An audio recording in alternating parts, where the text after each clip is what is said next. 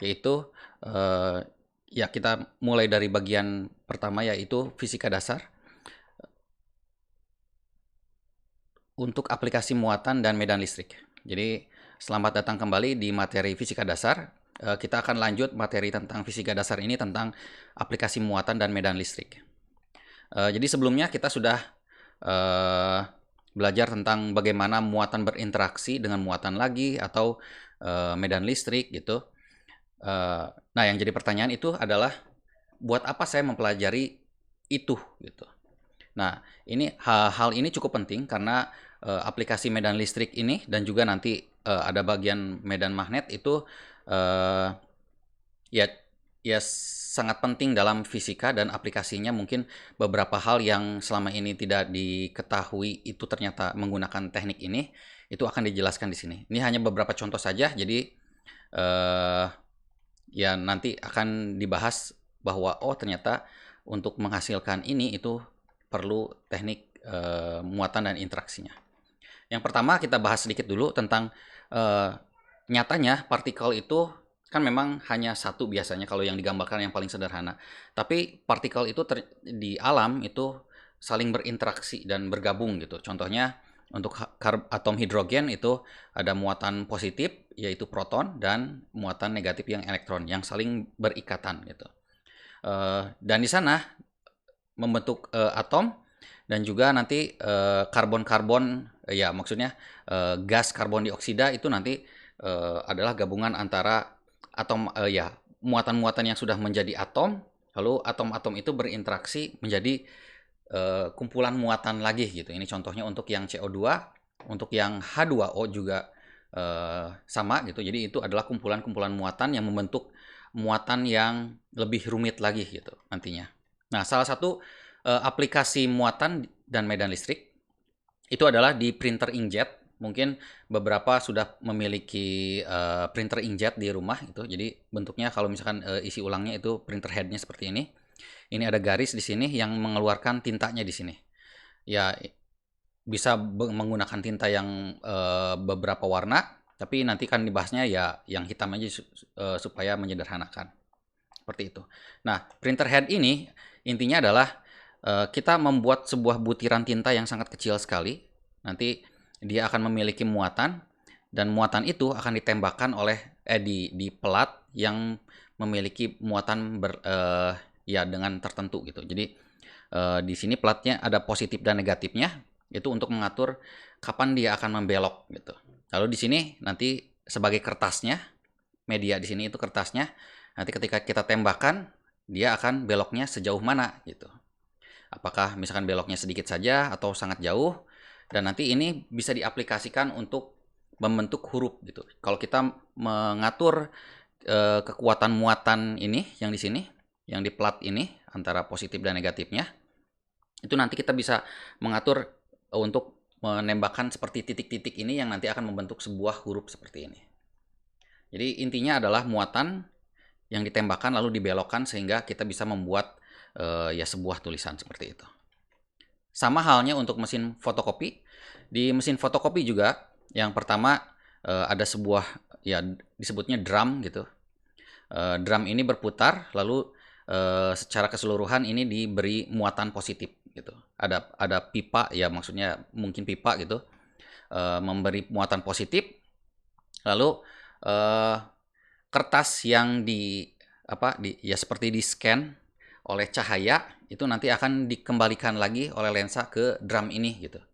Jadi seperti menangkap cahaya ditembakkan ke kertas yang sumbernya. Nanti kalau misalkan nilainya itu hitam, maka nanti dipantulkan misalkan seperti itu. Atau dibalikan, kalau yang putih malah yang akan dipantulkan lagi, tapi kalau yang hitam kan tidak akan dipantulkan. Nah, yang dipantulkan yang tidak dipantulkan itu nanti akan ditembakkan kembali ke drum ini, sehingga nanti muatan positifnya itu tidak semuanya lagi yang asalnya seluruhnya satu garis gini, nanti hanya titik-titik yang kira-kira itu adalah tintanya seperti itu. Nah, ini akan berputar dan mengenai tone hopper. Tone hopper itu adalah ya toner dari si mesin fotokopi yang bubuk-bubuk hitamnya itu nanti akan menempel ke muatan itu gitu. muatan yang bentuknya tulisan seperti ini. Nah, ketika berputar ke bawah, itu nanti ada kertas yang digerakkan, lalu di bawahnya, di lapisan bawahnya itu dipanaskan sehingga nanti menempel. Itu konsepnya ya sama dengan muatan yang di apa diinduksi muatan lalu nanti menempel ke kertasnya seperti itu. Sama halnya untuk printer laser juga, hanya bedanya kalau di printer laser itu bukan di scan-nya bukan satu baris, dan kalau di fotokopi itu ada cahaya yang bergerak seret seperti itu. Kalau di sini cahayanya memang bergerak seperti itu, tapi nanti si lasernya itu yang akan membentuk atau membuang muatan pada titik tertentu itu ya sebuah cermin yang bergerak gitu nantinya. Seperti itu. Prinsipnya sama, awalnya kita beri muatan dulu satu garis, lalu diseleksi muatan yang kira-kira perlu dipertahankan atau tidak, itu nanti ditembakkan laser gitu. Kalau ditembakkan laser biasanya muatannya akan menghilang, kalau yang tidak kena itu muatannya tetap ada. Lalu mengenai bubuk dari toner dan ditempelkan ke kertas dan dipanaskan, langsung menempel nantinya. Seperti itu. Salah satu contoh lain itu adalah di microwave. Mungkin beberapa sering memanaskan makanan di microwave atau menghangatkan minuman gitu untuk biar cepat. Bedanya antara microwave dengan mendidihkan langsung di kompor itu adalah kalau di microwave kita menggunakan medan listrik yang dibulak-balikan. Jadi anggap air itu molekul H2O H2O yang sedang diam gitu. Ketika diberi medan listrik bolak-balik, dia nanti akan berotasi. Berotasi ini lama-lama kalau terlalu kencang itu akan mengakibatkan si ikatan antar H2O H2O-nya itu putus dan itu semakin panas gitu nantinya. Nah, itu yang menyebabkan sesuatu yang memiliki air itu akan panas kalau dimasukkan ke dalam microwave. Nah, beda halnya kalau misalkan kita hanya mendidihkan air saja, itu seperti molekul airnya itu diloncat-loncatkan ke atas, ditumbuk oleh panas gitu. Nah, akhirnya tetap copot juga, lepas ikatannya dan menguap gitu. Jadi prinsipnya yang bedanya itu adalah hanya kalau yang ini bergeraknya itu hanya vertikalnya saja, walaupun nanti ada yang berputar kembali atau gimana gitu. Tapi kalau yang di sini itu dibulak-balik, jadi sengaja diputar-putar sehingga nanti menyebabkan panas seperti itu. Nah, sama halnya kalau di konsep di LCD. LCD mungkin ada di TV, di kalkulator atau perangkat lain atau yang seperti untuk latihan menulis untuk anak-anak, LCD display-nya itu. Ini LCD itu artinya adalah liquid crystal dynamic. Jadi kristal cair yang dapat digerak-gerakkan gitu maksudnya, liquid crystal dynamic itu. Jadi konsepnya adalah kita punya sebuah kristal cairan yang terpolarisasi seperti ini. Jadi kalau sebelumnya kita sudah membahas tentang ada yang disebut momen dipol, itu adalah gabungan antara misalkan ada dua buah muatan yang saling terpolarisasi. Jadi ada positif dan negatifnya itu di sisi yang berbeda, tapi dia tetap berikatan gitu. Nah, ini contohnya. Jadi kalau digambarkan sederhana itu seperti ini. Jadi ada sisi negatifnya dan sisi positifnya. Nanti bentuknya bisa sangat pipih atau lebih cembung, itu bergantung dari materi yang atau molekul yang digunakannya.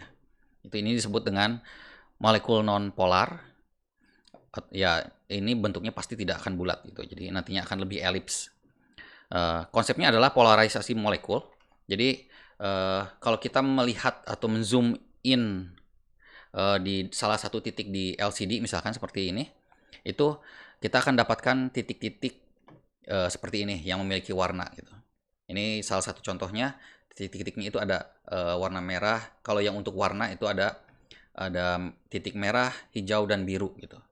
Tapi untuk menyederhanakan kita gunakan yang hitam putih saja dulu. Tapi prinsipnya sama gitu. Nanti cahaya yang warna itu diseleksi gitu. Tapi kalau untuk yang hitam putih ya semua cahaya dianggap sama lalu diseleksi. Prinsipnya itu adalah seperti ini, yang di atas ini. Jadi ini adalah circular polarizer. Jadi kalau misalkan ada sebuah cahaya lalu bisa diseleksi dengan cara memutarkan si circular polarizernya ini. Jadi kalau misalkan pada sudut tertentu dia akan benar-benar memblok cahaya, tapi kalau di sudut tertentu dia akan meloloskan cahaya 100%, seperti itu. Nah, jadi intinya adalah kita punya dua buah tegangan yang di sini misalkan anggap saja plat gitu ya di antara molekul LCD-nya itu. Lalu itu diberi tegangan. Kalau misalkan tegangannya mati, misalkan seperti ini gitu, nanti si cahaya misalkan bisa diloloskan. Tapi kalau tegangannya dinyalakan, itu nanti si molekulnya menjadi seperti ini, itu yang asalnya bentuknya lurus seperti ini, ya asalnya seperti ini gitu ya. Tiba-tiba jadi seperti ini, dibelokkan, dan itu nanti tidak akan meloloskan cahaya seperti ini. Jadi ini di sini itu akan hitam. Nanti kalau untuk di antara putih dan hitam itu nanti ya miring seperti ini, berarti dia meloloskan sedikit. Kalau semakin lurus itu nanti semakin gelap. Tapi kalau semakin ya datar di sini itu akan semakin meloloskan cahaya seperti itu. Nah, untuk di bagian aplikasi medan listrik, muatan dan medan listrik itu cukup sekian. Kira-kira ada yang